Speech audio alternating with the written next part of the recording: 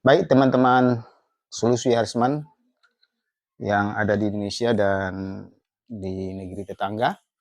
Ini kita kedatangan MPPT merek Esun.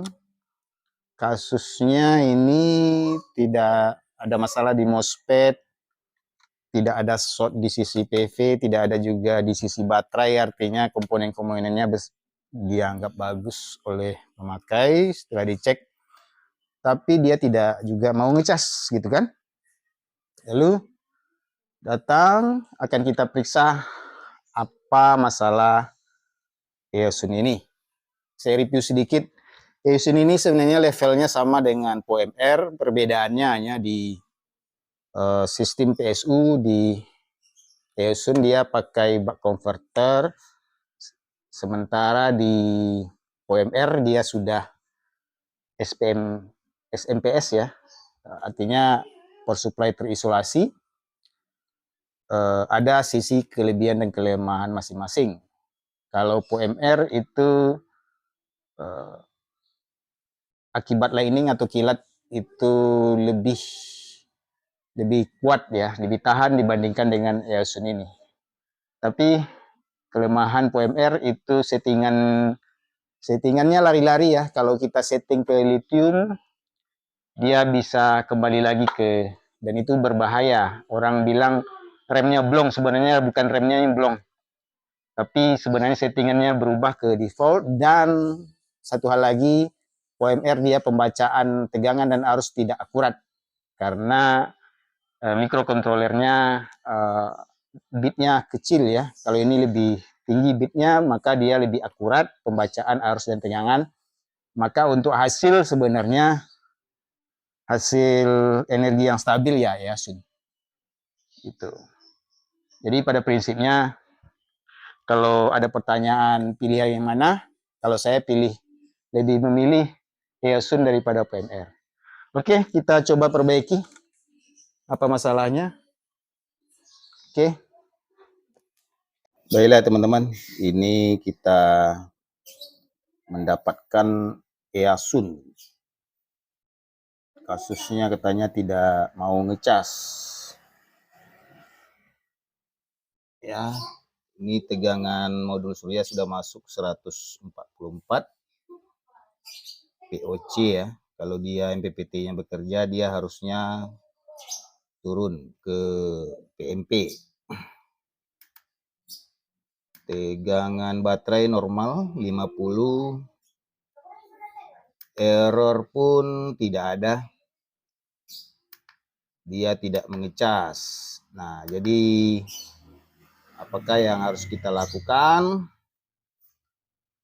Ya, kita cek di bagian driver PWM, sinyal PWM dari microcontroller. Ini ada microcontrollernya kecil. Ya, ini ada drivernya.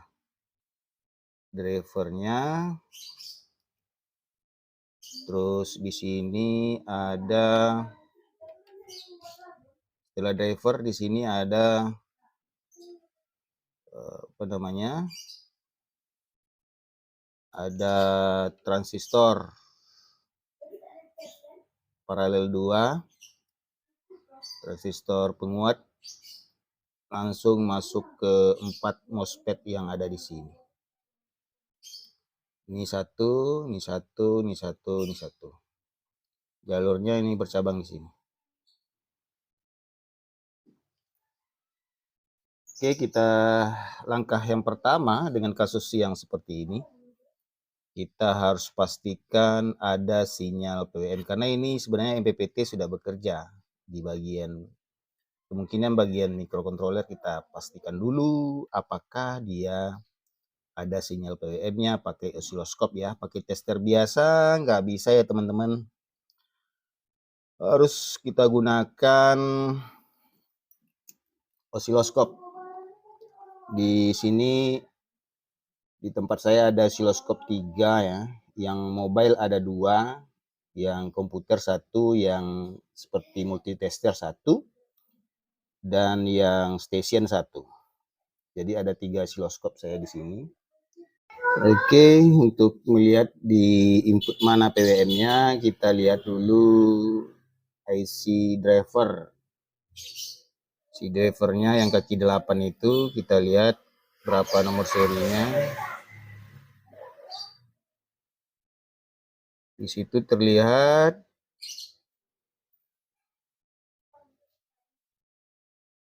nomor serinya adalah EG3112. Oke, kita lihat datasheetnya.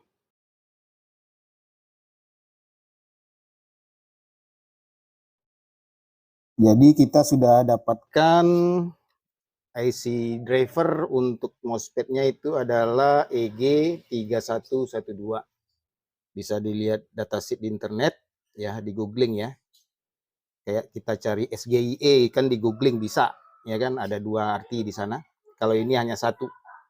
EG3112 hanya satu di internet. Gambarnya kaki 1 dan 4 itu adalah catu dayanya. Kita cek tegangan yang masuk harus 12 minimal ya. Hati-hati karena kakinya kecil. Oke, terlihat 14,7. Yang di 1 hitam, yang di 4 merah. Di situ ada negatif, berarti terbalik ya. Berarti yang negatif di 4, yang pin satunya positif. Berarti masuk tegangannya oke, mantap.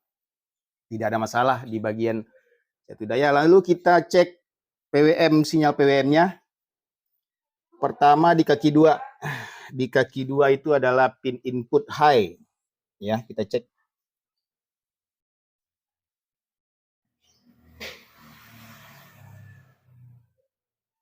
Oke, terlihat itu ada PWM-nya ya.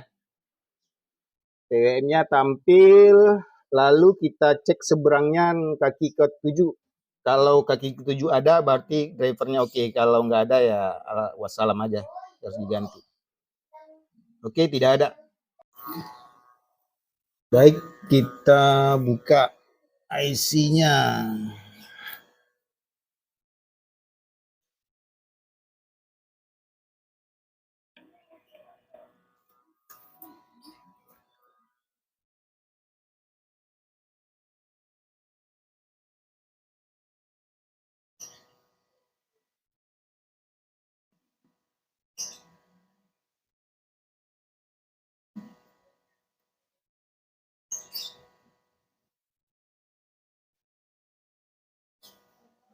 Oke, isinya sudah terbuka. Ternyata setelah IC driver dicopot dari board, masih ada saja kebocoran di sisi output driver. Dicopot yang IC ini masih short, maka pilihan yang kena itu hanya 3. 1, 2, 3. Sekarang kita copot dioda bagian output high CC drivernya. Kita posisikan di pengguruan dioda. Kita posisikan di pengguruan dioda. Ini diodanya. 0,5 polaritas pertama, lalu dibalik ya. Lalu dibalik. Kalau dibalik dia nggak boleh hidup. Nah ini 0,7 bocor, berarti diodanya kena. Berarti IC-nya kemungkinan masih bagus. Kita coba pasang kembali IC-nya. Oke. Karena cara kerjanya prinsipnya sama dengan di bagian driver EGS ya. Kita pakai dioda yang ada di sini, kan ada 2 ini ya.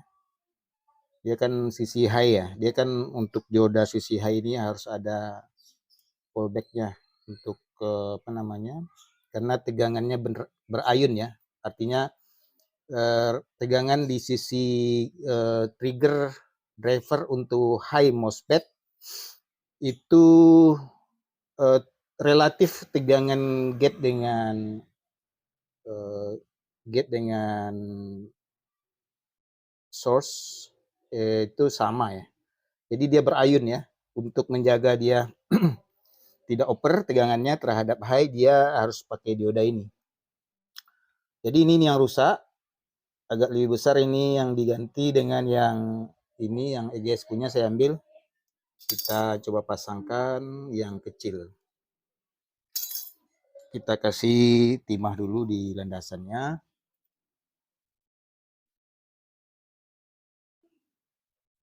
Yang jelas kita harus ukur dulu ya, setelah terpasang IC-nya, kita harus pastikan bahwa antara positif dengan negatifnya itu dengan pengukuran dioda itu harus di atas 1, atau 2 ya.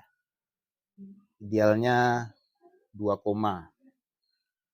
yang positif ke merah ya, di posisi diodanya ya, yang kita tes positifnya yang merah, yang negatif hitam, maka terbaca OL, berarti oke. Tapi kalau di bawah 1 dia seperti tadi, ini seperti tadi kita ukur ini 0,7 toh, maka dia rusak, bocor ya. Lalu kita pastikan polaritas yang dioda baru, kita tes dulu mana positif negatifnya.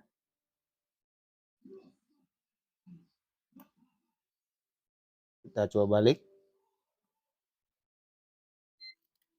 Tuh, karena kecil ya.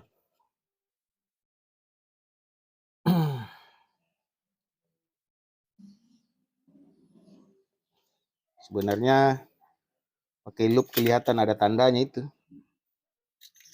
Kita coba pakai loop. Karena dia kecil ya. Dia ada tandanya ini. Tandanya di sini. Kalau mau pakai loop boleh. Kelihatan toh? Tandanya di atas, tanda positifnya. Lalu kita posisikan arah tanda yang ke positif. Begini. Ya. Kita pakai solder biasa aja karena dia cuma 2 kaki.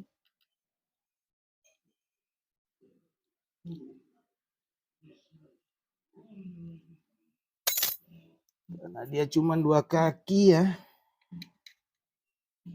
Kita pakai solder biasa aja masangnya.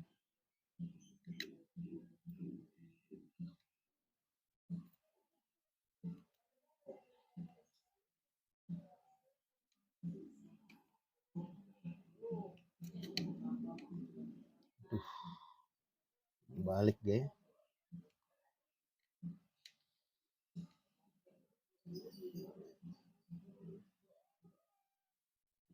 Oke, kita tes dulu benar nggak terpasang.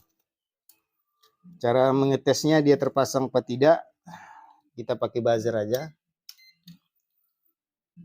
Kaki negatif itu kan di 6, taruh di 6, kaki IC 6, lalu di kaki dioda, oke bunyi.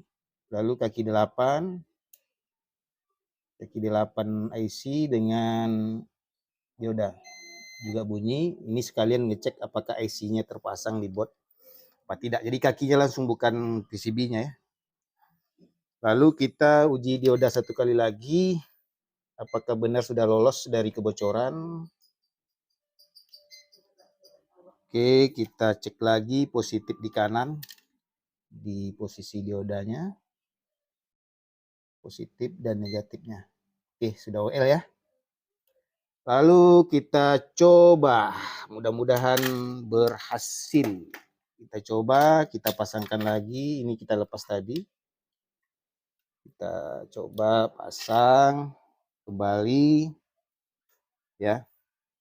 Pertama kita hidupkan dulu baterai, lalu modul surya, baca bismillah ya. Kita lihat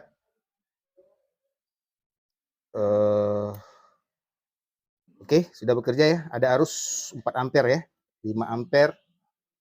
Kelihatan nggak nih?